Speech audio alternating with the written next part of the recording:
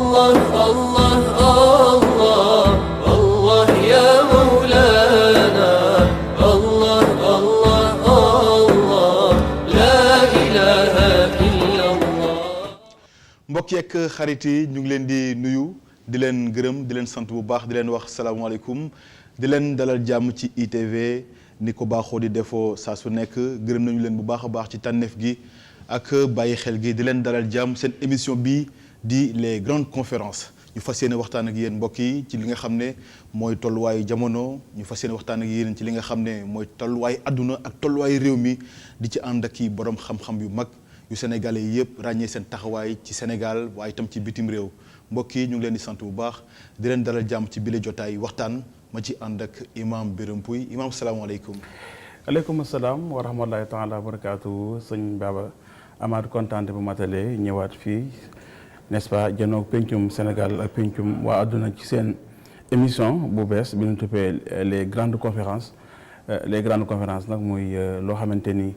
sunu ay borom xam-xam ñoo ko sosoon mu nekkoon loo xamante ni dañu bëgg mu gën a yaatu ba pencum àdduna ñëpp di si jëriñu xam naa parce que demee docteur Cheikh Gueye dina ci ñëw ñu am ay kilifa yoo xamante ne tey tamit ñooñu ñëw ndax ñu wéttali ci émission bi ñu duppee les grandes conférences sëñ Baba les grandes conférences nag muy nekk benn émission bu bees boo xamante ni bëgg nañu mu nekk une émission mensuelle muy am weer wu ne mu nekk les grandes conférences boo xamante ni par rapport ak thème bi nga xamante ne mooy xew ci àdduna rawatina Sénégal gi ñuy yeewoo am na yu mbir yoo xamante ni yu bëree dafay xew dañu bëgg nag les grandes conférences ñi nga xamante ni ñoo ca war a wax ñu ci wax parce que loolu moom moo méngoog li àdduna xamoon en tout cas ñu yëree nit ci diine fasalu ahla zikri in kuntum la ta'lamun ahla zikri mooy les experts ñi nga xam ne ñoo xam ñoo maîtriser ñoo ciy wax les grandes conférences donc seuls ñi nga xamante ni les experts vont prendre la parole pour que penc mi mën ci jëriñu je pense que Baba loolu mooy philosophie li nga xamante ni mooy les grandes conférences muy am mensuellement maag yow ñu koy taxawee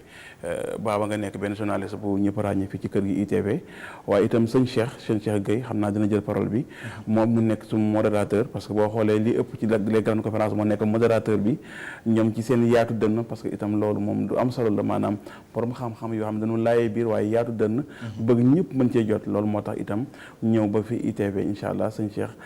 dinañ ñëw kàddu bu ne Baba. jërëjëf imam Birame Pouye di ko gërëm bu baax a baax ci waxtaan wi nga xam ne doon na ko tàmbalee tey nag mbokk yi ñu fas yéene waxtaanee thème bu am solo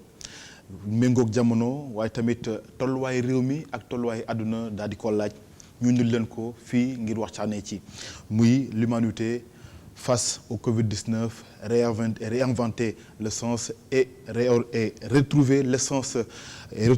de la vie sur terre maanaam nan la ñuy def ba li nga xamante ne nii moom moo nekk jamono ji ci àdduna waaye itam ci Sénégal di mbas mi taxawaay bi nga xam ne askan wi war nañ ko ci amee ngir am beneen gis-gis bu bees waaye tamit taxawaay boo xam ne bés buñ ci taxawee dina doon ëllëg bu mucc ayib waaye àdduna boo xamante ne ni ku ne ci ñun dina ci mën a dund ak sa teeyaayu basan ak sa teeyaayu bakkan mu nekkoon mbir moo xamante ne ni mbir mu am solo la ñu ci ànd ak comme ni ko oustaz Birame Pouye waxee léegi docteur Cheikh Gueye tamit ñu miin ko lool ci conférence yu am solo yi miin ko lool ci xam-xam bi ak taxawaay bi nga xam ne am na ko ci ëttu diine ji docteur ñu ngi lay gërëm bu baax di la sant ñu bàyyi la nga nuyu ak téléspectateurs yu ITV. asalaamaaleykum wa rahmatullah maa ngi leen di sant bu baax Birame di sant bu baax Baba di leen nuyu waa réew mi yëpp di ci jiital ñi nga xamee ni ñoom laa bokkal plateau bi di ci jiital aussi kilifa yi nga xamee ni yëpp ñoo taxawee réew mi muy kilifa diine yi di kilifa aada yi di aussi borom xam-xam yi nga xamee ni kuy sotti bëgg a jëm fu baax bëgg a jëm fu leer di nga leen bàyyi xel mbas mi tamit nekk jamono joo xam ni xalaat yëpp jublu na ci ñoom ñu leen ciy déglu ci seeni jàngat ci feebar bi ci boppam ci paj gi leen ci déglu ci jeexit yi nga xamee ni feebar bi ak yaatu gi mu yaatu ak wàlle bi mu mën a wàlle aussi ñoom it ñu joxe ci lu bari seen xalaat ñu ne nag loolu dina ci baax ñu bañ koo yemale rek ci mbas mi waaye mu doon loo xam ni dañ koy wéyal ba fu ñu toll ñuy gën a fésal suñuy borom xam-xam di leen gën a déglu di leen gën a bàyyi xel loolu moo tax a jóg émission bi. ñu koy rafetlu bu baax ci ànd gi ñu ci ànd ak ITV. oui docteur waaye nag comme ni nga ko waxee mu nekk thème bu am solo thème boo xamante ne mën nañu wax ne dafa ñëw ci waxtoom muy l'humanité face au Covid-19 loolu moom ku ne am na ci taxawaay waaye tam ku ne am nga ci gis-gis nan la ñuy def kon ba mu nekk lu am sens waaye tamit ëllëg goo xam ne suuf si dina ci neex a dund askan wi maanaam dinañ dund goo xam ne dund gu ñoŋ lay doon ñu ci ànd nag ay borom xam-xam xam naa dama lay bàyyi rek nga présenté ñi nga xamante ni ñoom ñooy borom xam-xam yi ñu ci fas yéene ànd incha allah. waaw li nga xamee ni moom la lii nga xamee ni mooy émission les grandes conférences di wéyal mooy tamit daje yi nga xamee ni tàmm nañ ko gis ci këru diine yëpp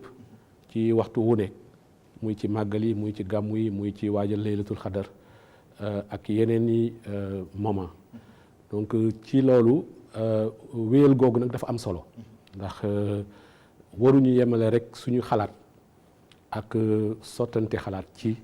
ay moment dafa war a nekk loo xamee ni lu sax lay doon loolu it buñ ci taxaw dañ ci ànd ak ñi nga xamee ni ràññee nañ leen ci seeni xalaat seeni bind ci seeni taxawaay ci askan wi donc ci ñooñu ci waxtaan wi nga xamee ni mi ngi jëm ci li nga xamee ni nii moom la mbas mi war a doone jàngat ci bépp nit waaye aussi ci bépp jullit woy gëm naka la ko war a gisee ndax warul doon jamono walla occasion nit ku ci nekk xoolaat sa bopp yow sa bopp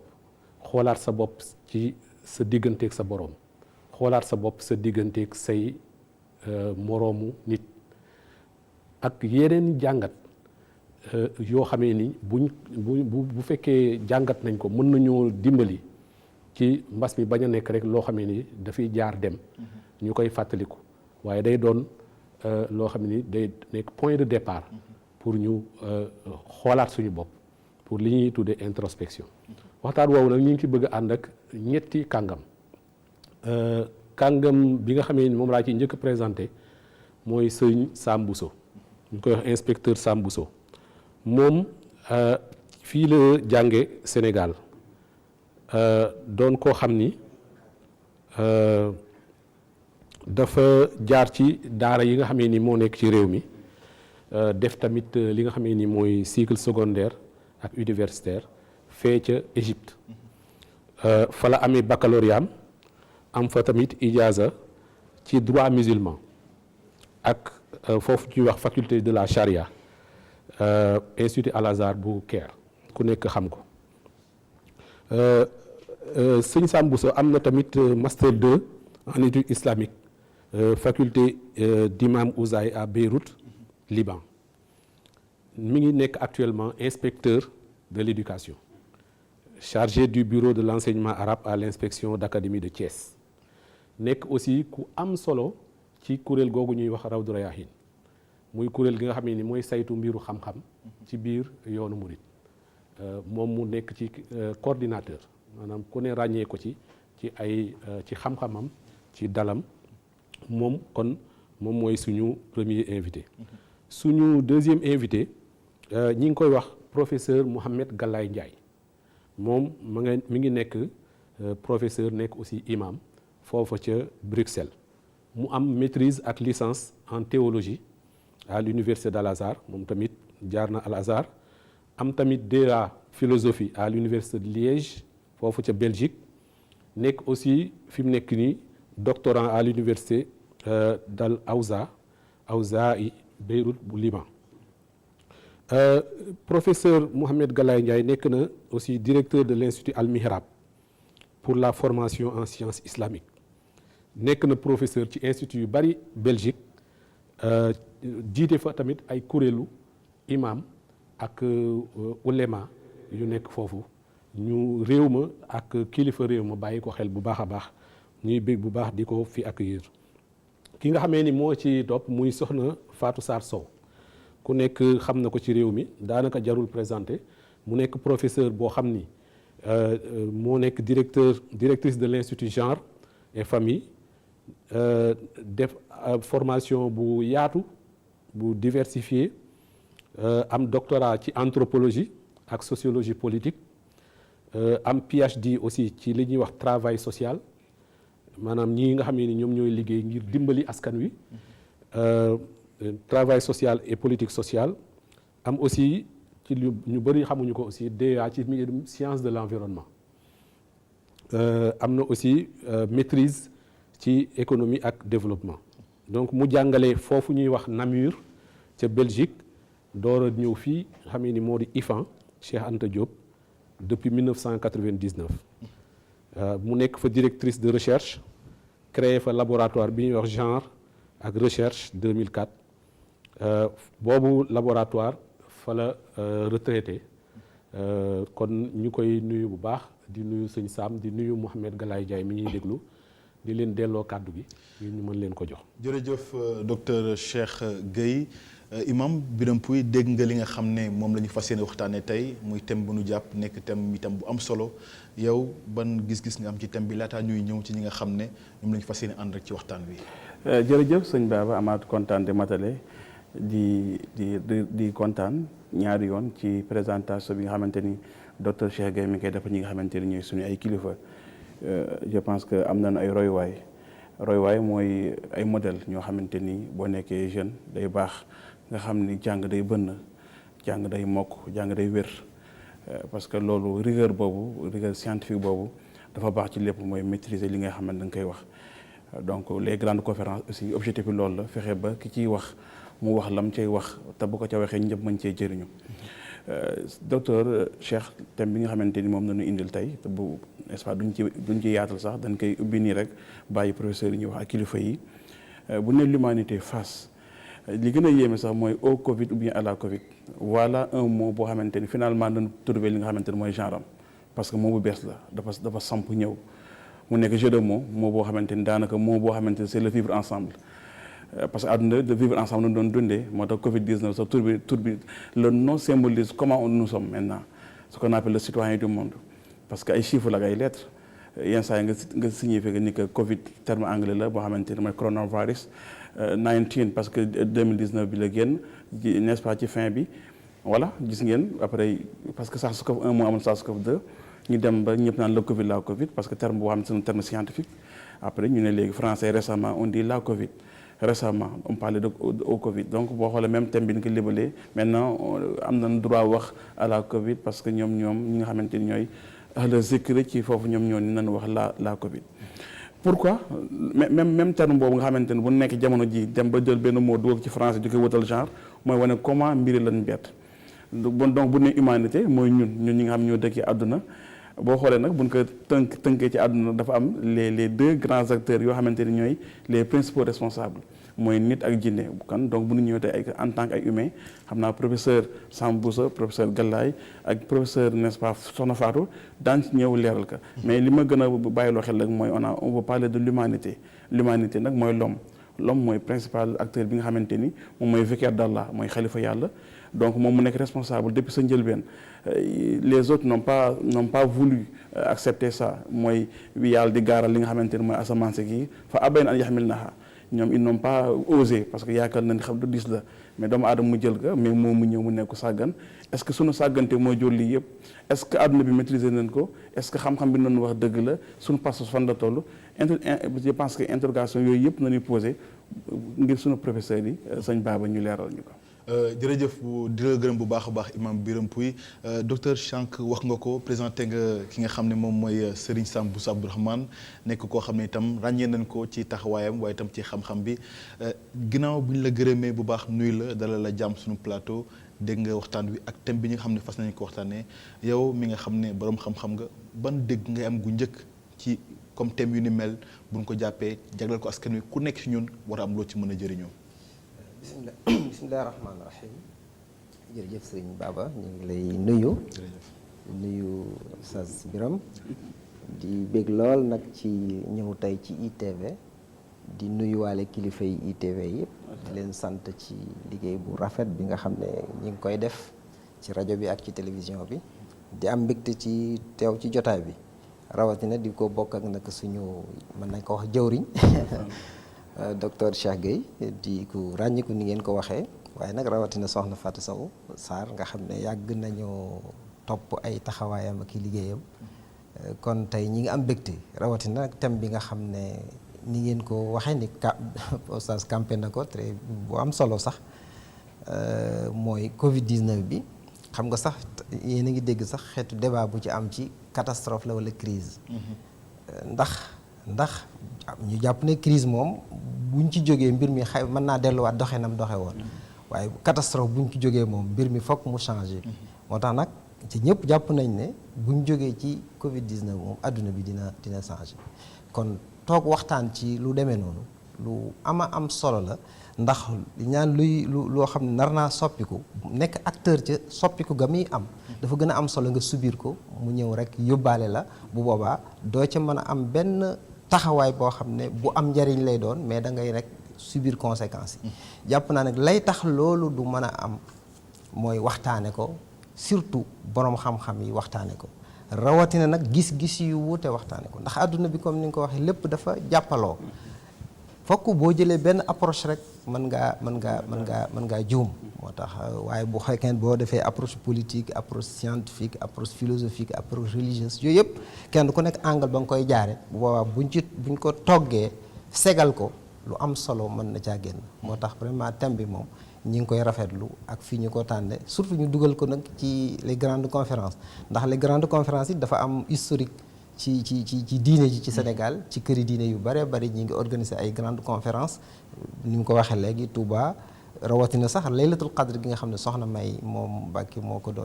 ko daan organiser ci Cheikh Abdou Lahad Gaynde Fatma di ko taxawee mu mel ne loolu sax li changement bi ci changement Covid yi la bokk ndax dañ daan def rek daje toog di conférence ay nit teew mais comme changement jamono indi na léegi conférence yooyu léegi mën naa dem ba nekk nii àdduna bépp du ci jot ci nekkatul ci benn moment boo xam ne moom rek fa lañ koy def nit ñi daje. kon gis nga rek déjà habitude yi mi ngi tàmbalee changé. muy doon lu am solo loo xam ne xëy na bu ñëwee ci waxtaan wi xëy na dama doon nuyoo rek. fekkee ne mais professeur gis nañ ni yow sa xam-xam dafa màcc jëm ci wàllu diine. parce que bu si kanam daana ñëw ak professeur ci wàllu sociologie anthropologie diine on parle diine bu nee diine nag mooy c'est un peu loo xamante ni nit ki la ak boromam yenn saa yàlla yenn jaamu yàlla yi mu jël ko wane ni moom rek moo koy fay fa inna sa mu li wax naa gisi bi c'est tellement intime lekk ak naan c'est intime donc li ngay fas ñu ne sax yéene kenn du ko wax donc c'est intime mais benn impact l'humain en tant que tel mu choisir nekk un religieux ak catastrophe wala crise ñëw ci environnement bi. waaw kay lu am solo ndax xam nga boo nee religion rek dafa am lu ko lal mooy gëm-gëm mooy foi pas-pas boobu la ci jiitu mooy nangu ne am na ku bind mooy créateur am na loolu nag dafay bari lum laaj ci taxawaayu nit ki. ndax xam nga ki ne man nit mën na ne scientifique la mbir mi kat nature bi moo ko indi mais ki gëm moom gëm ne am na ku bind àdduna bi day gëm ne lépp lu am rek loxol suñu borom bi ko bind mi ngi ci kon pas-pas boobu nag moom ci ngay basé wu ba ne ki bind kon moom am na sañ-sañ am yu muy doxal ci biir lim bind kon bu ñu xoolee histoire humanité ay catastrophes yi fii am ay yenn phénomène naturel yi nga xam ne nit mënu koo maîtriser da ngay xam ne kon ki bind moom loxoom a nga ci mais nag moom ginnaaw nee na ma binduma dara ngir fo afa xasibtum annamaa xalaqnaakum abasan binduma dara ngir fo kon lu mu def rek ñun war nañoo taxaw xool lan lañ ci war a jàngee ak lan lañ ci war a déggee parce que yàlla neen du fo fowul kon munta xew ñu jàpp ne lii hasard rek la amul lenn luñ ci mën a déggee te bu ñu xoolee sa jamono bu nekk histoire doomu aadama yi ciy xew dafay soppi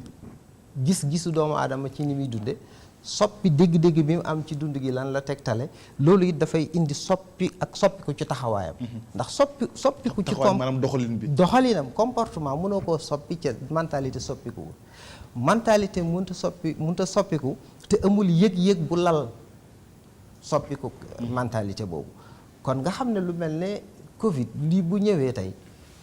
lu bare bari mën nañ ko cee jàng surtout ci wàllu diine. ndax bu ñu xoolee diine dañ ko mënta génne ci dund gi mbir moo jël bëgg koo traité génn ci diine dana la rattrapé waat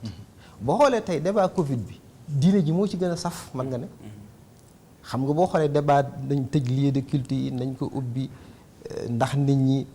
li leen seen diine digal ndax dëppoo naak li mesures yeeg yooyu loolu da ngay xam ne kon diine ji saf na ci parce que diine dafa mën a jeexital ci comportement doomu aadama kon Covid bi ñëwee liñ ci war a njëkk a jànge mooy suñu borom dafa am ñaar yu mu wax yoo xam ne da nga ko ciy gis xam nga suñu borom dafa xuliqal insaanu daifan suñu borom dafa bind doomu aadama mu nekk ku faible mais faiblesse doomu aadama feeñ na tey léegi rek soxna Fatou bi koy wax rek mbir mi delloo si ñu doon nekkate ñu ko ay nit lañ donte nag lu tax nit ki di mel ne day xaw a dépassé étape boobu bu fàtte ne nit kese la mooy doole ji ko yàlla jox wa saxara lakum maa fi samaawaati wa maa fi l-ardi jamii'an minhu kon yàlla mu wëlbatiku tàggatal doomu aadama adduna bi fi ne ñun bu ñuy maîtriser nature bi di def lu nekk daa fekk suñu borom ci pas-pasu jullit wala pas-pasu ku gëm yàlla da fekk suñu borom moo ñu jox force yooyu sur le plan intellectuel sur le plan physique sur le plan yu bare bari yàlla moo ñu ko jox kon moo ñu tàggatal adduna waaye toujours mu ñuy fàttali ni suñu néew doole bu ñu demee ba fàttali ne suñu borom moom lépp ci loxoom la nekk léeg-léeg mu fàttali ñu boppam. kon professeur da nga gëm ni lii catastrophe ou crise après maanaam dama lay laaj sax yow loo ko jàppee. da nga jàpp ni kon c'est 100% religieux. yàlla moo bëgg wax ak ñun yow foofu nga koy angle bu nga koy yóbbu. waaw boobu ci pas-pasu jiite mooy li jiitu ndax boobu nag dafa dul isolé yi ci des maanaam gëm ne yàlla moo ko def loolu dafay impliqué wu nga bàyyi xel suñu borom waaye nga bàyyi xel li la suñu borom digal ci taxawaay bi nga ci war a am. parce que yàlla mi nga xam ne xam nga bu ñu delloo xëy na bu ñu gënee xóotal ci kanam dinañ ci ñëw yàlla mooy xam ne am na cause yuy waral ay catastrophe di am xam nga jàng nañ ci hadis yonent bi sallallahu alayhi wasallam mu ne léeg-léeg ay nit buñ dee mooy yàlla di ko fésal am ñu fa nekk man koo arrêté te arrêté wuñ ko loolu dina waral ay mbas di wàcc loolu tey buñ taxawee xam nga baatu mooy yàlla ñun dañ koy faral di firé rek si maanaam niveau individuel nit ki naan na lu mu wut a naan lekk lu mu wut a lekk def na lu mu wut a def ay péché direct mais gën naa yaatu mooy yàlla ndax corruption façade mooy yàlla la ci ñun dañ koy bàyyi xel dañ koy fàtte maanaam ni ñu war a jëflanteeg nature bi suñ ko wàccee mooy yàlla la te loolu ñu duñ ko calculer waale mooy yaata ñëpp di defandoo waaw ndax léegi sur le plan collectif péché yooyu duñ ko bàyyi xel dañu jàpp ne péché moom mooy li nit ki def moom diggam ak yàlla parce que bi ñu jàppee ne nit ki diggam ak yàlla dimension boobu rek mooy diine déedéet mais dimension diggam ak yàlla mais dimension diggam ak nature bi dimension diggam ak nit ñi loolu lépp ci diine la bokk tey xam nga am na Sëñ Tuubaa radiyallaahu anhu bay du mu wax bu am solo boo xam ne ni ñu koy firi dañ koy firi mu xaw a superficiel mooy waraa fi kulli xalqin xaqa man xalaqa doa dane créature bu nekk sàmmonte jaag aqi créateur ba ñun dañuy wax nag na nga sàmmonteeg ak aqi nit ñi na nga sàmmonteeg aq yàlla ci nit ñi mais créature du nit rek du nit rek nature bi ci la bokk garab yi ci la bokk géej gi ci la bokk mala yi ci lañ bokk lépp ci lañ bokk léegi lenn lu nekk nag nang aqi suñu borom boo ko ca sàmmonteeg moom xam nga ki defar portable bi am na notice bu mu defaraale yow moom mi ko fabriqué nee na nañ koy doxale nii mais nature bi yàlla mi ko sàkk am na nu ñu digal ñu war a jëflanteeg moom mala yi yàlla mi leen sàkk am na nu ñu war a jëflanteeg ñoom nag bu fekkee ñun suñ coobare la ñuy jëflanteeg loolu léeg-léeg loolu moom la yonent bi wax ne loolu bu ngeen koy def ay catastrophe mën naa wàcc mooy Covid 19 catastrophe ou crise fi mu ne nii dama ne débat la boo xam ne ñu ngi koy posé kenn ku nekk nag angle ba nga cay taxawee xam nga am na ñoo xam jàpp nañ ne mën nañ koo maîtriser buñ ko maîtriser mbir mi delluwaat normal ñu dundaat nañ doon dundee kooku day jàpp ne ab crise la buy passé rek waaye ku jàpp ne adduna bi moom à partir de la Covid 19 fokk mu changé dane lii ab catastrophe la boo xam ne ndax bu ñu xoolee ñi ngi jàngat histoire événement yu mel noonu mais bu ñu yaatoo parce que bu ñuy xool tey ñi ngi ne 7 millions fi mu ne nii affecté na leen wala lu topp 8 millions depuis dem exactement yu jéggi na nga xam ne kon pays yim laal lu baree noonu lu tënkee àdduna bi nii mu tënkee àdduna bi yaakaar nañ ne musta am est-ce que guerre mondiale sax mos tënkee woon na àdduna bi nii kon nag lu mel noonu événement bu toll noonu da ngay jàpp ne mën nga ko jàpp catastrophe ndax xoolal conséquences yi mu indi sur le plan économique xëy na sur le plan social dinañ ci ñëw ku xalaatoon ne nit koo xam ne da daan xëy di wuti lu mu dundee dina toog ñetti weer lam doon jumtukaay ba mu doon liggéey ñu ne ko doo ko liggéey ñetti weer mu toog ko loolu ku xalaatoon ne ay événement yoo xam ne dañoo jàppoon ne ay coupe du monde ay yu rëy ay umra ay aj màkka ku xalaatoon ne lu mel noonu tey adduna dañ àgg ci ñu ne loolu ñi ngi laam-laamee dañ koy annulé wala duñ ko annulé aj màkka ci misaal kon loolu mënuñu koo jàppe rek crise bu gën na sori crise gën naa xóot crise jërëjëf di ko gërëm bu baax inspecteur Sam Bousso Abdourahmane ci waxtaan wi nga xamante ne ni indi na ko waaye nag bu ñu indee thème bi daf ci am benn mot clé muy humanité ku wax humanité nag wax nit doomu aadama taxawaay bi mu ci am sens ak li nga xamante ne mooy essence pour ñoom ëllëg gu ñoŋ lan la ñu mën a jàngat ci tey jii nii ngir ëllëg nekk lu xamante ne nii mucc ayib lay nekk professeur Fatou Sow Sarr yow tamit ginnaaw bu ñu la nuyoo bu baax dala la ci plateau les grandes conférences nga nekk itam koo xam ne comme ni ko docteur Cheikh Gueye waxee kenn dootu la présenté ci Sénégal ndax nit yi ràññee nañ la ci sa taxawaay bu am solo bi nga xamante yaa ngi ko def ci Sénégal waaye tamit jàmbaar bi nga doon ak soxna si nga doon loolu lépp nekk loo xamante ne nii mbégte réew mi la waaye tey jii bu dee mën nañu wax tey taxawaay bi nga xamante ne nii askan wala société bi de façon générale lan la ñu war a taxawee ngir kat lii nii fi nekk tey mu doon njàngat ci ñun ñëpp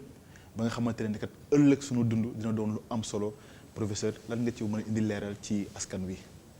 ok jërëjëf may nuyu téléspectateurs yi ñi nga xam ne ñu ngi ñuy seetaan di nuyu yéen ñëpp ñu ma bokkal fii plateau bi di nuyu borom kër yi tamit maa ngi nuyu Mamadou ak Alassane Samba di delloo njukkal tamit sëriñ Cheikh Abdoul Ahad Gaïndé Fatma mi nga xam ni si conférence yi ñu daan def ci préparatoire symposium Laylatul Qadr bi daanaka thème boobu ren moo doon thème bi ñu abordé woon thème bi nag dafa di thème boo xam dafa xóot trop ndax buñ ne Covid tey àddina bi naka lañ war a xalaate suñu nekkinu àddina tey nga xam ni dañu delluwaat sil tax suñu borom tegoon ci suuf wax nañ ko léegi yàlla dafa seet lépp li mu bind ci suuf mbindee ak koon def yëpp mu jël doomu aadama teg ko ci kaw teg boobu mu ko teg ci kaw sans responsabilité la ko dénk daf ko dénk àddina bi daf ko war dénk ci xam-xam njàngat àddina bi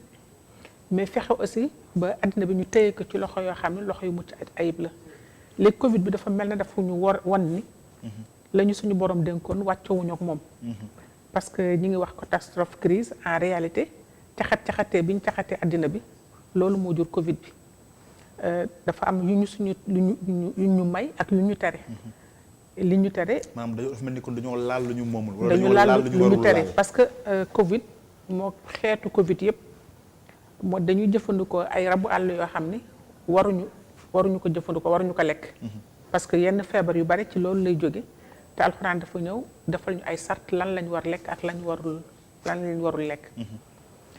léegi Covid bi daf ñuy wan ni ñun li nga xamoon doomu aadama yàlla cër boobu la ko joxoon mu def ko matewu ko kon dafa am lu dafa wor boobu mu wor tànk moo ko indil tey jafe-jafe yi mu am fi ñu toll donc nga ma laaj ma ni ma en terme d'humanité parce que àddina bi dañ fi war a dund ba ñu fiy jóge delluwaat ci li taxoon ñu nekk fii moo di ay doomu aadama lañu ndax ay doomu aadama lim ñu différencier ak bàyyi ma du rek ci affaire ñi ngi lekk lu ñu warul lekk ba ñu am li ñuy wax zoonose muy maladie yi ñu am mais dañu nekkul aussi ci li nga xam ne li nga tuddee humanisme nga xam ne yërmande bi war dox ci suñu diggante worma bi war jox ci suñu diggante ñu delloo suñu bopp ci yàlla xam ne ñun ñëpp ay jaamu suñu borom lañu. parce que suñu borom bi mu fi ñëwee daf ñu wan parce que bu njëkk ba ay xeetu diine yu bari ñoo fi amoon diine yoobu ku nekk yaakaar ni yaa sut sa morom mais bi diine yi nga xam ni dafa téere yàlla bi mu fi ñëwee mu ñëw ci tawraat wala mu ñëw ci injil wala mu ñëw ci alxuraan daf ñu wan nañu ñun ñëpp si yàlla lañ jóge kon ñun ñëpp ñoo yem si fa yàlla kon loolu légalité ontologique ni ñu koy waxee loolu la tekki woon léegi nag mu wan ñu tamit bu boobaa foofu la ñu libéré parce que bu njëkk ba libre ñu woon dañ fi nekkoon di jaamu ay xërëm di jaamu lu nekk di jaamu jant bi di jaamu weer bi mu jumee wan ñu loolu nag pour man foofu la ñu libéré mais ñun dañu delluwaat tënkaat suñu bopp boomu jaam parce que dañu dellu di jaamu alal di jaamu daraja loolu moo indi système capitaliste bi ñu am tey nga xam ni exploité addina bi sans nga respecter ay normes nga am fi nga war a yem loolu moo indi jaxat-jaxat yi am parce que catastrophe yi bare na fi léegi li ñuy wax tout de changement climatique ba tey mu indi fi problème bi ñu nar a am aussi si Ndakaaru bu ñu fi doon wax affaire littoral bi changement climatique yooyu yëpp moo indi catastrophe yi muy yee itam fitna yi muy waxee li muy tudd ay virus ay mbindaafën yoo xam ne ñun teguñu si bët mais ñu ngi nekk ci xeer yi ñu ngi nekk ci bàyyi mais ñu ngi nekk ci leneen ba ñu demee ba déranger la nga xam ne ñun waruñu ko woon laal loolu moo ñu indi fii tey mais en même temps tey bu ñu ko xoolee ci Sénégal xool ko ci àddina bi yëpp moom delloowaat nañu si li ñuy wax suñu statut simplement d'être humain minuscule nga xam ne duñu dara mais si plan bu ñu delloo si kaw ñëw ci Sénégal nag jàngat yi daf ci bare parce que tey remettre na en cause modèle de fonctionnement bi ñu amoon tey muy ay jafe-jafe yi nga xam ne moom la ñu jàkkoonteel indi na dëgg la système de solidarité bi ñu jëkkee ñëw ñëpp jóg nañu ku nekk loo mënoon nga dugg sa mais très vite dañ ci dellu gannaaw parce que dañu delluwaat gannaaw parce que dañu dem ba mu indi ubbil nit ñi seen bët parce que Covid bi dafa ubbil nit ñi seen bët seen diggante ak ñi leen yor seen diggante ak seen ay njiit problème am fi ba léegi lu nekk ñu wax ko Sénégalais yi ni leen dañu indiscipliné may wax toujours jaaxal na ma Sénégalais boobu ñun wax dafa indiscipliné d'un côté boo demee feneen fekk mu discipliné bu ne nangul nguuram dafa nangul sëriñam kon loolu dafa war a xool ñu jàngat si relation yu ku nekk lan nga war am ak sa morom parce que tëb rek ni leen da ngay indiscipliné lu tax problème boobu réglé wu mais bu ñu deful attention ni ñu indee concept distanciation sociale muy baatu tubaab boo xam dafa am lu mu wundu parce que ñooñu ko indi société individuelle lañu ñoom su leen neexee wax loolu mais ñun baat boobu ñu jël ko rek plaqué ko ci suñu société mënul nekk parce que nit ki ñun sax si suñu baat dañu naan sorianto sorianto waaye xol day gisee donc la question de relation sociale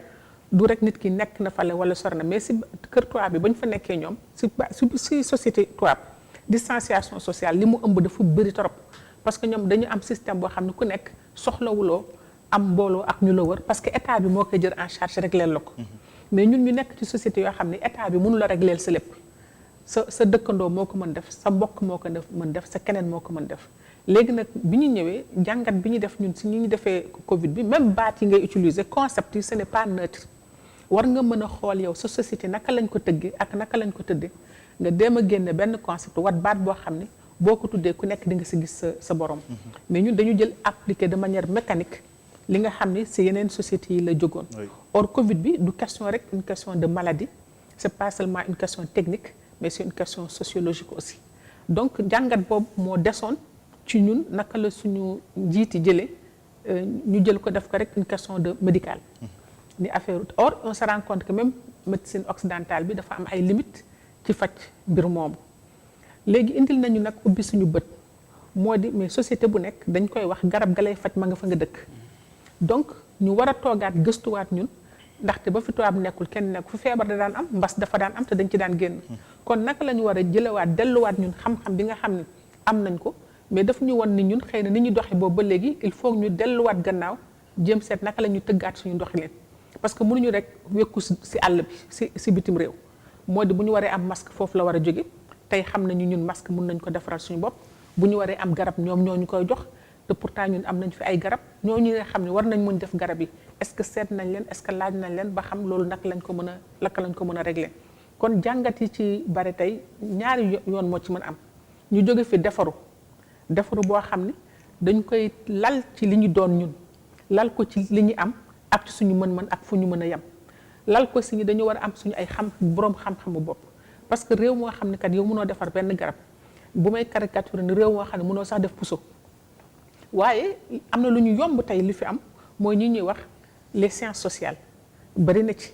naka lañ tëggee société bi naka lañ nga mën a wax ba mën a jokkoog sa askan ba mën leen réorganiser ba ñu mën dem foofu mais boo xoolee ñoom ni ñu ko tërale defuñu ko foofu dañ ko am une approche purement médicale dafa ni garab la rek affaire faj la or médecin bi faj moom mën na ko torop mais boo weesoo faj rek mu te ndax Covid bi léegi du question wu du question wu feebar bi du question wu faj kese dafa ëmb naka la nit ñi war a jonkowaatoo naka la ñu war a réorganiser waat seen ay société te loolu beneen mode xam-xam la laaj te li ñu seetlu mooy loolu cëraluñ ko torop ci réew. professeur boo xoolee nga baal ma lay dagg boo xoolee 3 mois ci Sénégal ngeen am mbas nekkuñu si jiitu daanaka demoon na Chine ñu koy seetaan ci télé bi yaakaar lu sore la ñu koy seetaan ci fi nga xamante ni mooy États-Unis di ko seetaan fi nga xamante ni mooy Italie chaque fois ci biir yaa ngi naan ñoom da nga jàpp ni maanaam Sénégal en tant que tel ñu jël ko wàccee que ni ñu ko gérer dafa des wala boog ñi nga xamante ñooy saytu nekk kilifa yi ci kaw ñoom ñu nu jàppee maanaam Covid bi ak penc mi est-ce que dégg nañ leen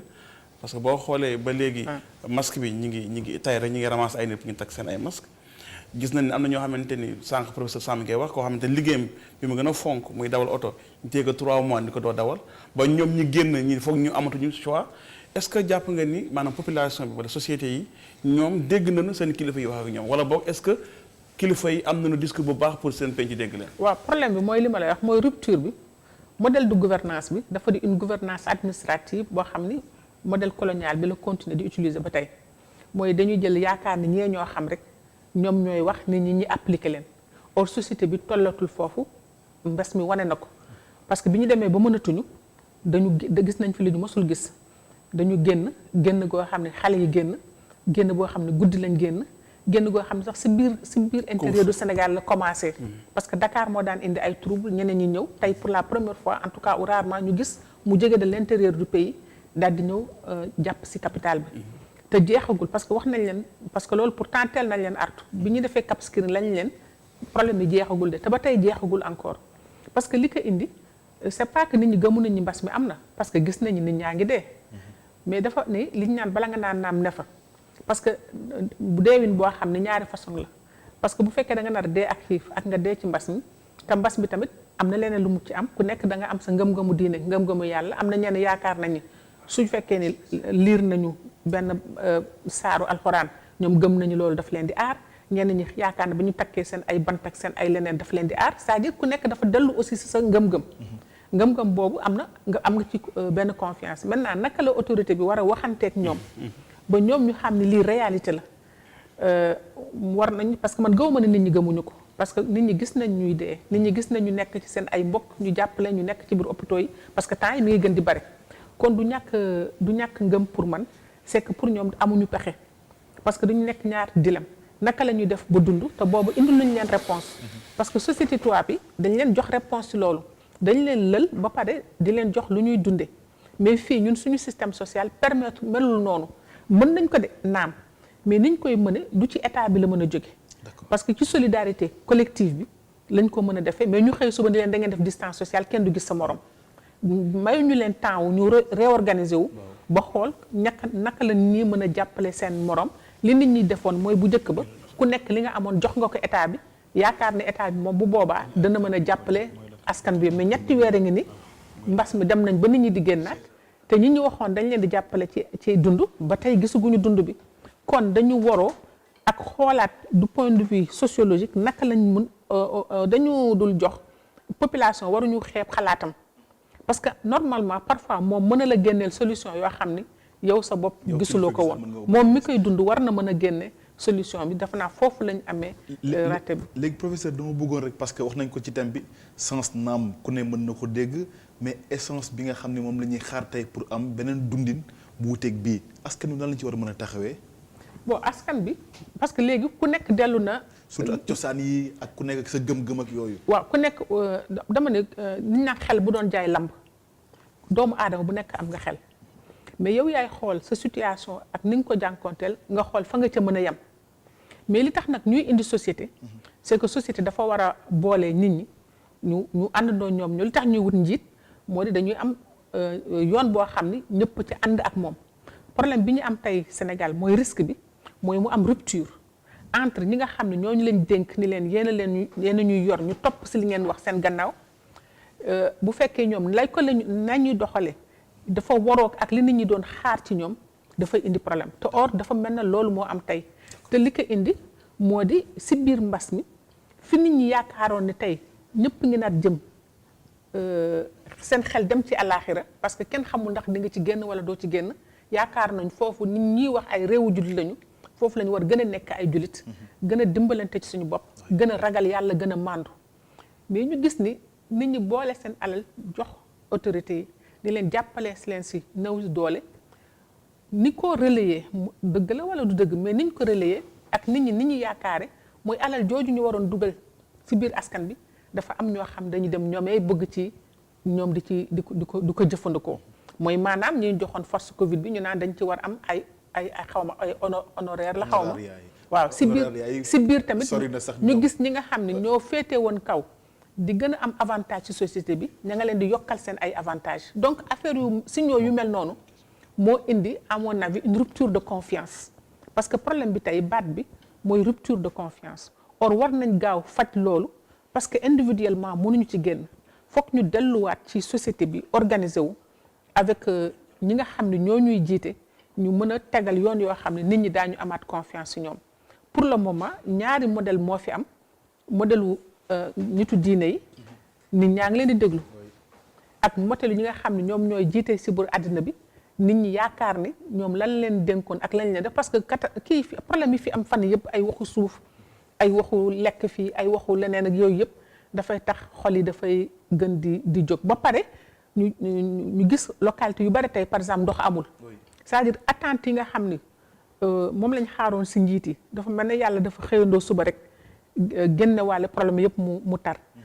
problème nag mun na am mais ça dépend ni nga koy waxee ak nit ñi ba delloo siwaat leen ñu dal parce que problème du ñàkk parce que y a des raisons multiples yoo xam ne mënuñu fajandoo yëpp mais dafa mel ne tey yooyu yëpp la nit ñi commencé di ko génne te li tax ñuy génn di ñaxtu mooy je pense benn kii la woon moo di yaakaar bu tas dafa na woon ni mbas mi danañu delloo siwaat ñun ñëpp ñu xam ne ay doomu aadama lañu ñu ragal suñu borom ku nekk ñu jox la li la yellool mais ñu gis ni si biir mbas moomu def si am ay nit ñoo xam ne yaay yooyu ñoom ña nga cay profité wu pour def ni ñoom ña ngay defal ci seen bopp loolu mooy rupture de confiance si sama jàngat bi fi am boo xam ne war nañ ko gaaw a faj parce que bu dul loolu du jur lu baax. d'accord jërëjëf professeur Fatou Sow Sarr mbokk yi ni ñu leen ko junjee sànq dañuy dem ba ca fële ca Bruxelles ca Belgique fekk fa itam keneen koo xam ne dégg ngeen sànq ni ko docteur Cheikh Gueye présenté ku xam-xam màcc la jëm ci lu bëri rawatina ci wàllub diine di professeur Mouhamadou Galaye Ndiaye professeur ñu ngi lay nuyu bu baax di la dalal jàmm déglu nga li nga xam ne moom mooy thème bi alors bu fekkoon mën nga indi sa jàngat ci li nga xam ne moom mooy thème bi ñu fas yéene waxtaanee tey ak lan moo ci war a doon tey jii nii taxawaay yi ci kilifa diine yi taxawaay ci askan wi ngir saafara nag mën a am ci sunu dund ba nga xam ne ku nekk si ñun dina ci mën a gis boppam. asalaamaaleykum wa rahmatullahi taala wa barakatuhu maa ngi leen di nuyu di leen ziar di am mbégte lool Covid bi moo indi situation bi nii waaye lépp ñu gis ni xarañu doomu aadama permettre nañu tey ñu mën a sori waaye mën a tamit ci waxtaan bu mel nii kon ñu koy rafetlu bu baax di am mbégte lool di jël nuyoo bi rek di ko teg ci loxo docteur Cheikh Gueye waaw mu tegal ñu ko ci loxo Serigne Abdou Lahad Mbacké Gaynde Fatma bu ko defee mu tasaare ko ci incha allah ci kilifay diine yi nekk ci biir réew mi yëpp di nuyu sama xarit sama wëllëre di Serigne Sam Boussa di sama inspecteur di koo xamee ni ku am solo la ci l'islam ji ci yoonu murit waaye tamit ci kuréel googu comme ni ñu ko waxee sànq ci Rawdu Rayaahiin di nuyu soxna Fat Sarr di ko nuyu bu baax a baax di rafetlu aussi duggam am na solo lool surtout ci ni ma ko indee ci wàllu sociologie je pense que ni tey jii soxla nañ ko bu baax a baax man nag xam naa fi may duggee rek mooy ni ñu posé thématique bi muy l'humanité bi nga xamee ni moom la ñu jël point d'interrogation teg ko ci kawam foofu xam naa lay duggee ndax sunu mbokk mi nga xamee ni moom moo jiite waxtaan wi dama xamul turam mu wax sànq ba tudd aaye boobu nga xam ni moom la ubbee waxtaan wi defe naa ne aaye boobu dafay tënk dafay leeral tamit lépp loo xamee ni rek tey jii ñu ngi koy dund ci àdduna bi jiitu na ci lii nga xamee ni mooy Covid 19 bi xam nga sunu borom subhanahu wa taala bu waxee ni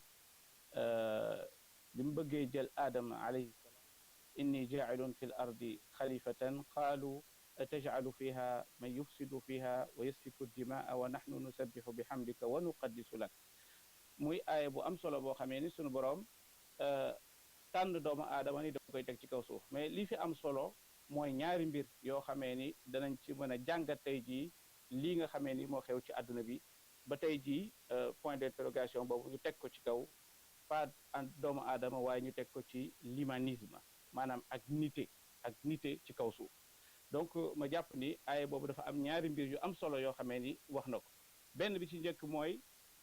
li mu wax ni li malaaka yi wax sunu boroom ni ko atajalu fiha man yufsidu fiha wa yasfiku dima est-ce que da ngay tànn koo xamee ni boo ko indee ci kaw suuf lii doon métier am mooy di tuur deret ak di corrompre suuf si maanaam di def lu bon ci kaw suuf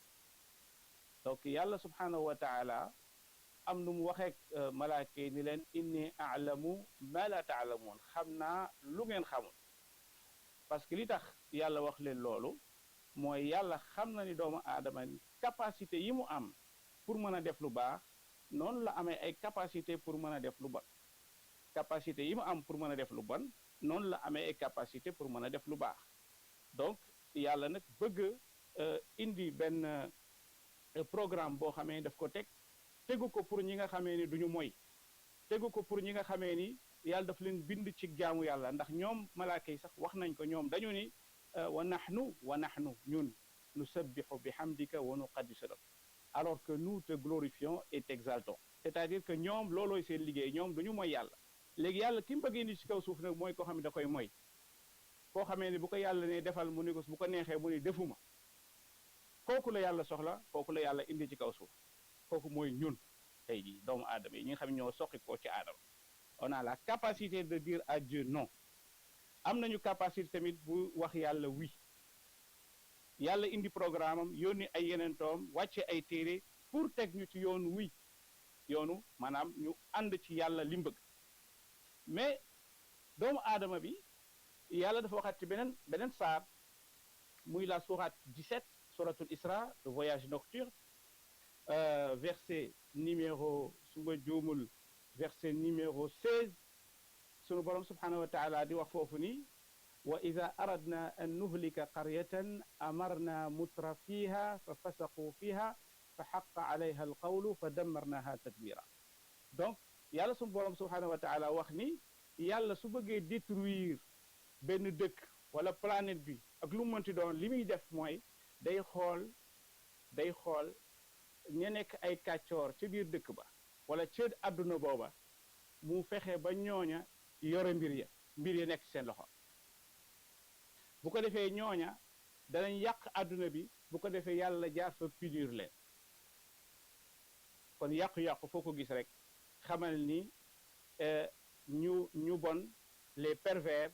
ñoom ñooy jiite bu ñu jiitee parce que même ci aaya bi ku ñuy wax Abu Usman bu nga demee ci tafsir da nga ko ci fekk dañuy wax dafa interpréter aaya bi ci beneen anam mu ni amarna mutrafiha amarna dama daf ci def shidda amarna c'est-à-dire yàlla day def ñay jiite ñooña ña leen di jiite nekk ay pervers bu ko defee ñooña nag ñooy def seen perversion maanaam yàq suuf si yàlla jaar fa indi leen punition ma jàpp ne tey jii li xew ci Covid 19 bi sama njàngatu bopp modestement mooy looloo ko indi tey c'est-à-dire que ni dem nañ ba nga xamee ne adduna bi ñi ko jiite ñu jox ko teg ko ci seeni loxo ñoo xamee ne dafa am lu ñu manqué mooy éthique ak morale te loolu borom xam-xam yi prix Nobel yi nitu diine yi ñëpp yàgg nañ ko junj di ko wax di alerter ba tey ji lu jiitu ba Livingstone Heck di wax ni je crains cette civilisation qui tue maanaam ragal naa civilisation bi nga xamee ni day reyee la crise du monde moderne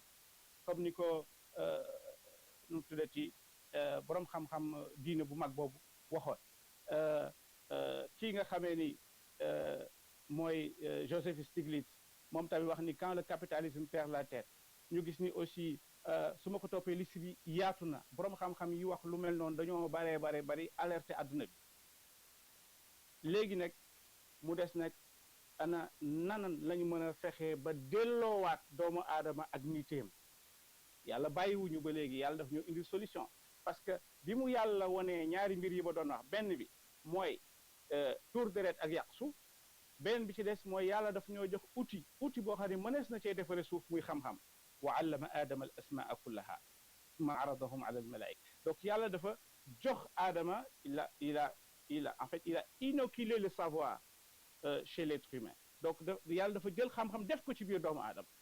xam-xam boobu nag ci lay diriger àdduna bi soit mu utiliser ko en bon escient mu utiliser ko ci anam bu baax soit mu utiliser ko ci anam bu bon moo tax yàlla subhanahu wa taala indiwaat beneen aaya ci suratul hajj waxaat fa wax ju am solo mooy nan la ñu mën a fexee ba delloo siwaat le sens de l'humanisme et de l'humanité donc ci adduna bi mooy walawla daf'u llahi nnaasa ba'dahum bi ba'd la hudimat sawami'u wa bi'un wa salawatun wa masajidu yuskaru fiha ismu llahi kasira wala yansuranna allahu man yansuru inna allaha la qawiyyun aziz donc ay boobu li muy wax mooy bu ñu bàyyee ñenn ñi surtout bu fekkee ne ñooña amuñu sensu éthique amuñu sensu moral ñooñu jiite adduna bi nee na lay xew mooy li am tey jii ci adduna bi jullit ñi ñi am foi ñi am gëm-gëm ñi xamee ni bëgg nañ dëgëral seen lien ak yàlla ñooñu tamit dañuy dugg ci biir problème bi parce que dañoo seetaan parce que jóguñu maanaam téye loxo ñi nga xamee ni ñoo yàq moo tax yàlla ni bu fekkee am na ñuy yàq dafa war a am ñoo xamee ni dañuy defar bu fekkee ñiy yàq am nañu volonté bu toll ne jóg di yàq kon ñiy defar wala ñi war a téye ci loxo ñiy yàq war nañu am fulla ak matuwaay bu toll ci téye seen loxo ni leen bu leen yàq walawla daf'u llahi nnaasa ba'dahum bi ba'd la hudimat nee na loolu bu ñu ko deful bu ñu toogee di seetaan comme ni adduna bi xam ngeen ñun ñëpp ci whatsapp yi réseaux sociaux yi ana ñaata peuple la ñu gis ñu leen di éradiquer ñaata peuple la ñu gis ñu leen di rey ñaata peuple la ñu gis ñu leen di maanaam manquer respect di leen toroxal ñu la koy yónnee ci sa GSM nga téye sa GSM xool gis ndeysaan xëy na mu metti la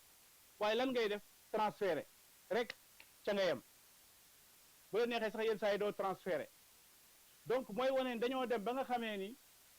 lay yàqu feneen doomu aadama yi ñuy toroxal feneen ci adduna bi crise bi am ci adduna bi yàqu-yàqu yi dañoo dem ba nga xamee ni yëg-yëg biñ ci war a am amatuñ ko taxawaay yi ñu ci war a taxawatuñ ko kon bu boobaa yàlla nee na da ngeen dem ba seen jàkk yi danañ ko tëj danañ dem ba seen jàkk yi danañ ko màbb danañ dem ba nga xamee seen lien avec le divin seen lien ak yàlla maanaam lien boobu ci boppam di ngeen ko bëgg te du ngeen ko am la hudimat sawaami'u wa biya'un wa salawatun wa masajidu yuskaru fiha ismullahi kasira di ngeen dem ba nga xamee ni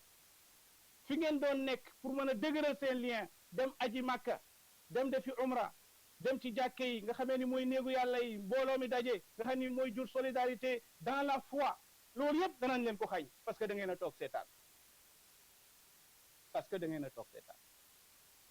je pense que ni pour ñu mën a delloo siwaat le sens de l'humanité du ci ay discours du rek ay alerte yu ñuy def waaye dafa laaj ñu jóg loolu nag xam naa am naa ci aussi plan boo xamee ni maa ngi koy bind actuellement ci nan la ñu mën a taxawee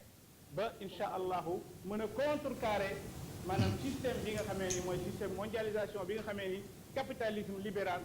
effréné moom moo koy diriger moo yor ngalaab bi maanaam di ko nos bi maanaam di ko jëmale fu ko neex léegi nag jërëjëf di leen gërëm bu baax a baax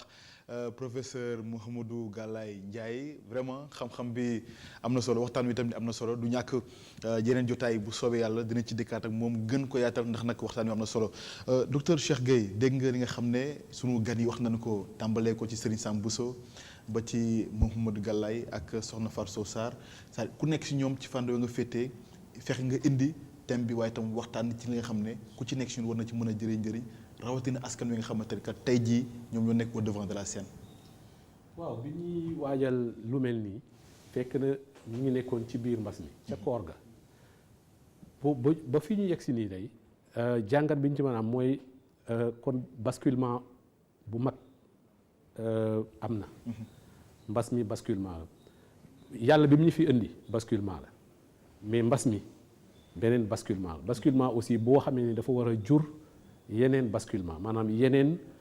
jéego ci askan wi ku ci ne sa bopp waaye aussi askan yi réew yi mbootaay yi ku nekk war a xoolaat sa bopp yaakaar naa li nga xamee ni nii moom lañu fi gën a génne mooy dellu bi nga xamee ni moom la ñu war a dellu suñu borom wuyu yi nga xamee ni nii moom la ñu suñu borom doon wax fa bi ay alaayi rabbikumaa tukazzibaan war nañ ko mën a laaj moom xanaa gisu leen xéewal yi ma leen defal yëpp ñu ne damay fàttaliku toujours yaa ma'sharal jinni wal ins in istataxtum an tanfuzu min axtaari samaawaati wal ard mi ngi ñu doon wax de fu ma neexul nag du ngeen fa dem muy génn suuf si wala génn asamaan pour man war nañoo mën a xóotal jàngat bi bu baax a baax jaarale ko ci alxuraan comme ni ko sëñ Sam defee comme ni ko solution la ci alxuraan daf ñoo yëgal lii daf ñoo yëgal lii defee ñu ci lii ba pare wax ñu fi ñu war a jaar d'accord kon jàngat boobu mënees na ko ci am mais soo xoolee muy jàngatu Fatou Sarr muy même jàngatu professeur Galaye dafa ñëw ba yegg ci koom-koom tudd nañ lu bëri capitalisme ak yàq yi nga xamee ni moom lay yàq àdduna damay wax ci benn conférence ci waawoon il y a quelques années ne un autre monde est possible mais avec Dieu soo seetloo ni nga xam ne ni noonu lañ tëggi àdduna bi depuis at yi yëpp dañ koo tëgg daal di ciy génn yàlla ci ni nga xamee ni noonu la ñuy dundi ni ñuy lekke ni ñuy naane ni nga xamee ni noonu la ñuy dëkke lépp dañ cee génne yàlla yaakaar naa kon lii nga xamee ni nii mooy mbas mi dafa doon fàttali bu ñu yàlla di fàttali boppam ba pare mu jox ñu opportunité pour ñu xoolaat suñu bopp pour ñu joyanti pour ñu dellu ci yoon wi xoolaat suñu taxawaay bàyyi ñan yi nga xamee ne jaaroon nañ ko pour man loolu la réellement mbas mi signifié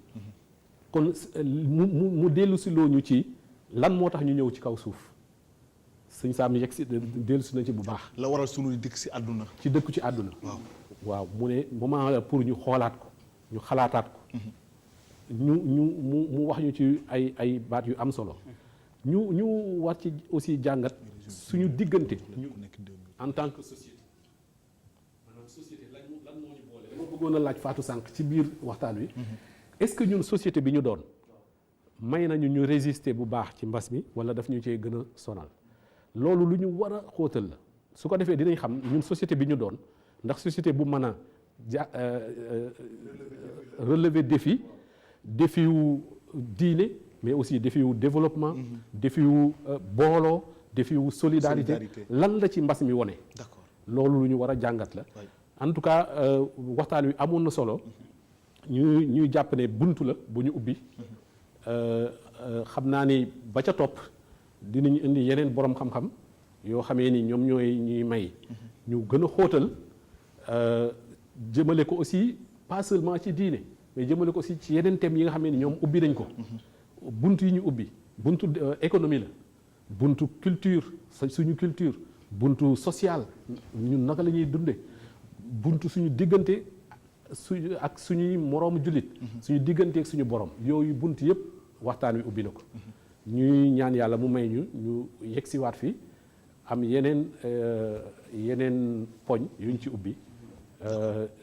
bi barakati Seydina Muhammad sallallahu alayhi sallallahu wa alayhi wa sallam sallam. ñu ngi santaat ñëpp di gërëm ñëpp. jërëjëf docteur Cheikh Gueye imam une minute rek bu fekkee mën nga ñu defal tamit benn synthèse bu gàtt parce que ku ci nekk muy Serigne Sam Bousso war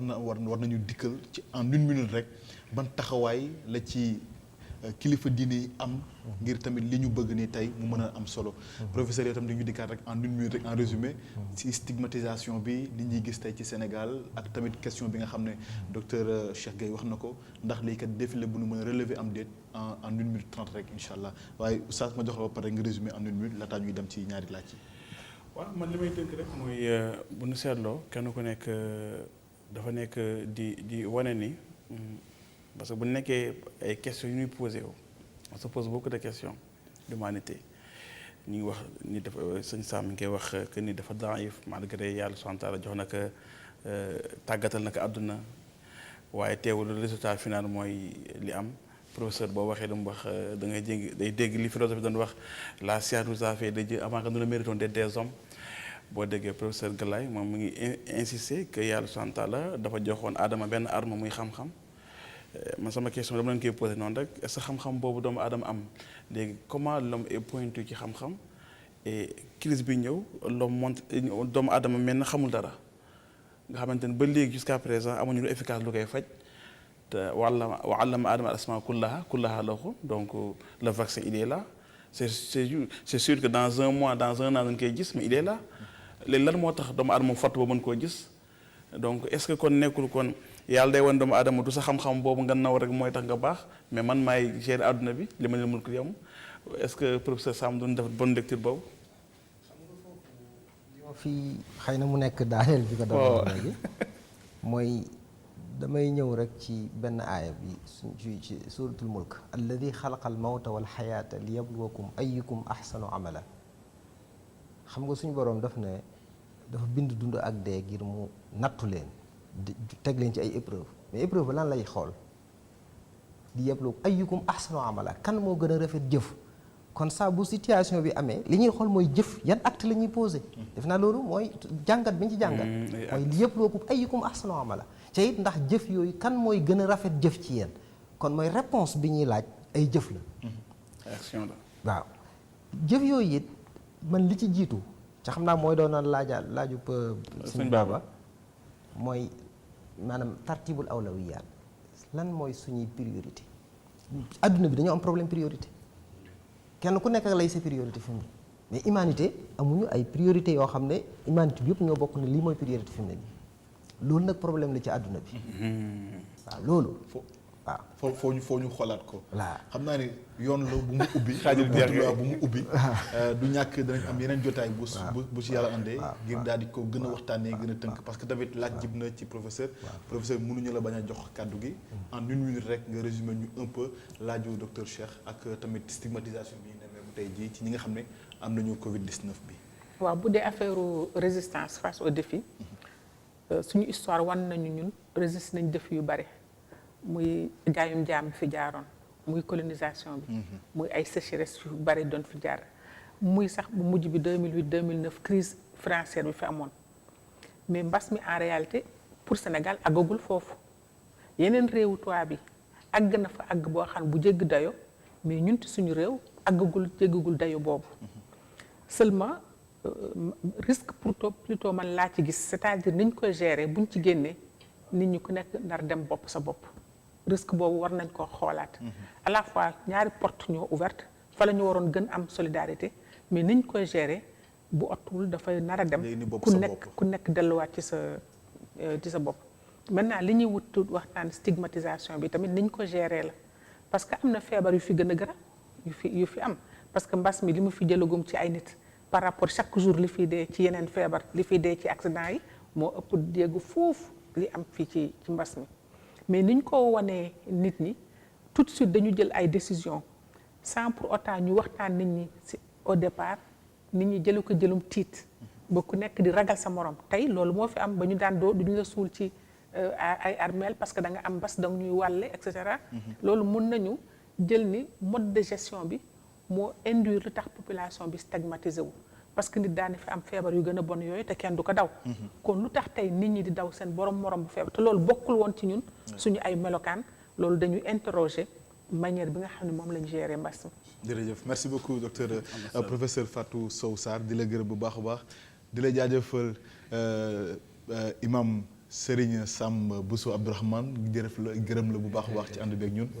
docteur Cheikh ñu lay gërëm yow tamit ci participation bi ak waxtaan bi ni ñu ko doxalee gërëm nañu tamit docteur Mouhamadou Galaye Ndiaye gërëm la imam jërëjëf yow tamit gërëm leen bu baax a baax mbokk yi ci seen ànd ak ñun ci ITV jox leen dig daje beneen numéro les grandes conférences bu ci yàlla àndee fii ak boobu ngeen wéy di des ak ñun suñu programme ci ITV jërë ngeen jëf. Allah Allah